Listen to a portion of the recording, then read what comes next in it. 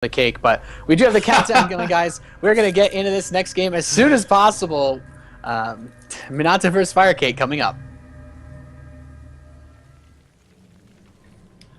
All right, ladies and gentlemen, we're spawning here on Akelon Wastes for game number 1 of this best of 3. Two very, very strong players here, massively high GMs. One maybe a bit more well-known than the other, but both of them definitely with the skill required to advance. Which one will take it? Spawning in the bottom right-hand corner as the red Zerg player, we have representing Vega. It is none other than Firecake. And his opponent, spawning in the top left, representing FX Open here in Europe, we have Minato. Yeah, and I think a quick clarification, I believe Minato, if he was from XXO Europe, he's actually Navi now. They recently, yeah, he would have been absorbed onto the roster, yeah. Yeah, I actually just did a very quick check just to make sure he is on Navi now. A lot of these players haven't updated their tags, so it confuses us quite a bit to see that, because I mean, I guess it's possible that we could have someone from FXO NA or Korea try to compete outside, but that's nothing, true, actually. Yeah, nothing terribly crazy, but we do have, looks to be a little bit more on the aggressive side of an opening here from Minato Jarasar. This ZVZ could get spicy very quick for Mr. Firecake. It could indeed. Firecake, though, I mean, he has traditionally performed quite well in these tournaments. In the last qualifier, Firecake beat Starnan and Beastie Cutie, lest I remind all our viewers here, before eventually losing to Acer's Dark Hydra. So, an incredibly strong player here. Let's see what Minato can do with this early game aggression in the ZVZ. We've got the hatch coming down now for Firecake, only just starting his spawning pool, but Minato has already completed his. Yeah, and he does have, he is going to have that that Zergling speed, able to start so quickly, opening up with 4 lings as well. There is that speed. And I'm curious if he's going to keep mining it. He still has the drones there, Jarasar. We could see a Baneling nest and possibly a really fast one-base all-in to try to take out Firecake. And I mean, as far as Firecake's defenses goes, he can hold this off with good Queen micro. He will need to get a pretty quick Spine Crawler to deal with this at his natural expansion, but I have to say, it's all going to come down to how much Minato wants to commit, and there is that Baneling nest, Jarasar. All right, so it looks like this is it all comes down to this now, and this, of course, guys, is game number 3 in this series. We have jumped in the middle here. The scores are tied up at 1-1. So Minato picking his basket, picking the eggs that he's going to put in it, and he's absolutely dumping them all into this one-base aggression right now. The Baneling Nest is about to complete. We'll find out momentarily if that's going to be enough to take down Firecake here. Yeah, he already ran in with the lings, did kind of tickled that hatchery, chewing away at its hit points. But Zergling speed is going to complete very soon for Minato. It's approximately halfway done for Firecake, and wow, Firecake's going to throw down 3 Spine Crawlers in his main base, recognizing the potential threat of this. It's kind of almost an economic forfeit of sorts. He's realizing he can't really hold this natural that well without his speed versus these Banelings, but he's going to rely on the Spine Crawlers to be able to defend his main and hold onto his drone count long enough that he can stabilize and go for a counterattack. But here come the Banelings, Jarasar running in towards that main base. Oh, and 2 Banelings immediately blowing up on the first Spine Crawler. Actually, not the best engagement there from Minato, and it looks like Minato is going to have to retreat. 2 Spine Crawlers do finish inside the main base of Firecake. He will be forfeiting this natural expansion, but his main base seems to be alive and well at the moment. 12 additional Zerglings coming out from Firecake. The worker supply at the moment, guys, is 15 to 13 in favor of our red Zerg player as well. So he appears to be doing okay. Now the question is Minato going to attempt to continue to press this home? Or is he going to try and go for some sort of small economic edge, maybe pick off a couple more drones, and then see if he can go for a hatchery himself? So far, we see no signs of an expansion coming out from him. Yeah, this is a very interesting situation. The Zergling's getting a little bit of a scrap here in the center of the field. It's a pretty hard to call Ling versus Ling battle. It does look like Firecake has the lead right now. He's going to go into +1 Carapace with that Evolution Chamber on one base. And this, like, it makes it so that the Zerglings take 2 hits from a Baneling to kill, but there's not even a Baneling nest on the field for Firecake. He's mining gas. He could throw one down, and it does look like he will, but the Banelings aren't as much of a threat. So Minato is, he's kind of almost overreacting, at least defensively, to this, being really starting to worry about this, or I guess at this point he can't really do much other than continue to commit. Both players are on one base. Yeah, this is actually getting quite tense here. I think that if Firecake continues to play just very, very calmly, if you like we saw when he was building the Spine Crawlers and sacking his natural, he might be able to get the better end of this, because the DPS from those Spine Crawlers is going to come in incredibly handy indeed, and he does have a decent amount of Lings that he's pre-spreading against potential Banelings. So let's see if Minato can get anything done up here. The first Baneling is about to waddle into the main, joined by 2 of his friends, and if Firecake can focus well with his Spine Crawlers, I think he should have this.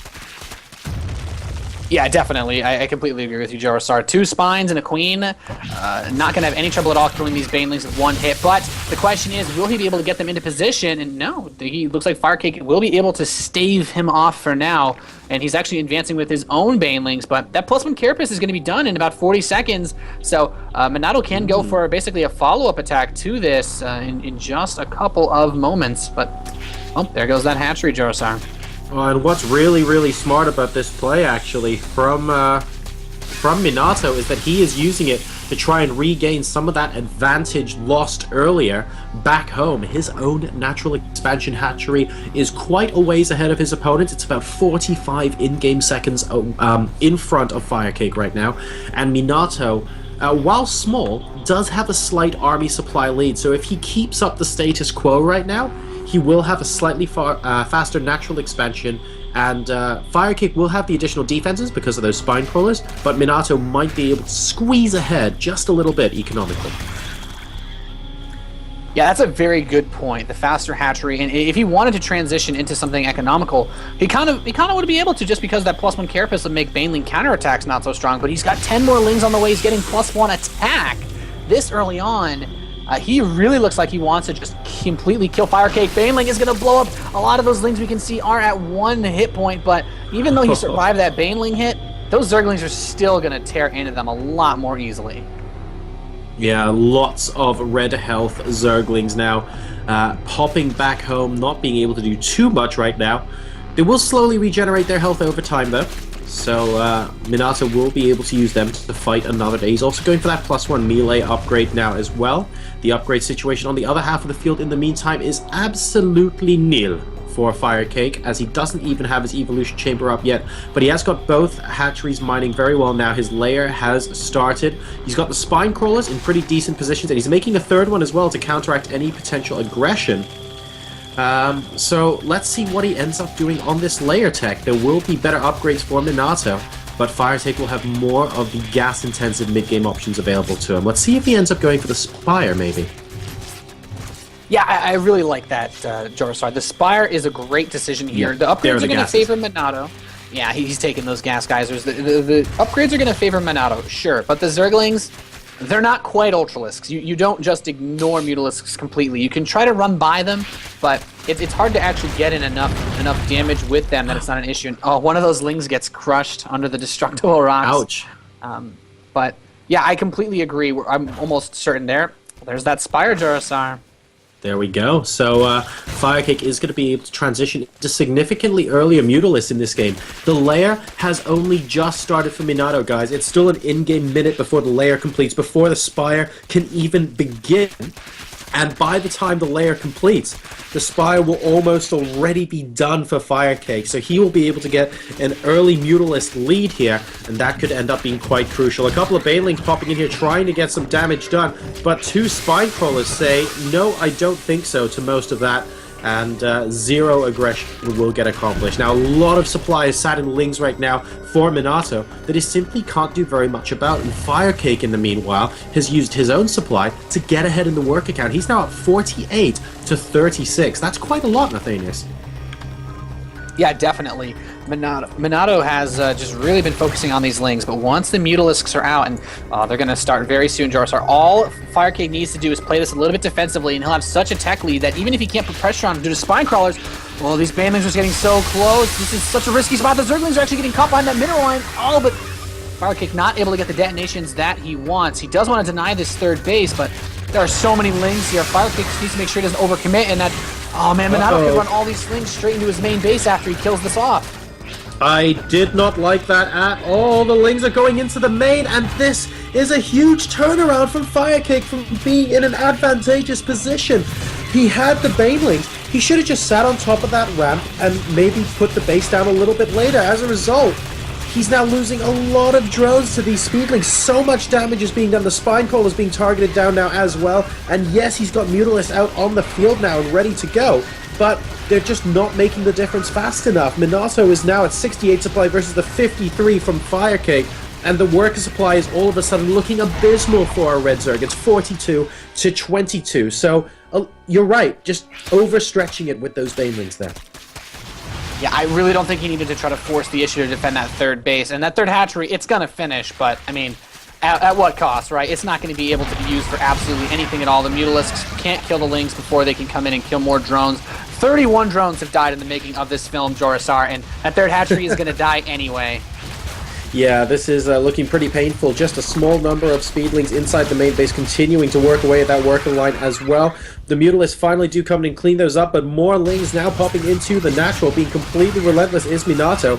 I think he actually needs to just focus on his economy and make sure he can defend all of his bases at the moment. He doesn't want to pump more money into lings. His worker count is now at 36 versus 24. So he has a healthy advantage, and he needs to make sure now that any Mutalisk counter-aggression can be held off, because that is something that could get Firecake comfortably back into this game. Yeah, I mean, as you say that, we've got 2-3 spores at the natural expansion. The third base has 3 spores. No spores in the main base, but not quite as worried about that. Infestation Pit is on the way, so we'll likely just try to use the Infestors to keep these Mutalisks from doing too much. And Firecake doesn't really have the economy to get out a lot of Mutalisks. Normally speaking, I would joke that, you know, the drone count for minerals isn't as important because it's all about mining gas, and you mine gas so much more slowly than minerals. But at this point, he's got so few drones that actually is a problem. He cannot afford to actually produce Mutalisks constantly, especially while defending against these Zerglings.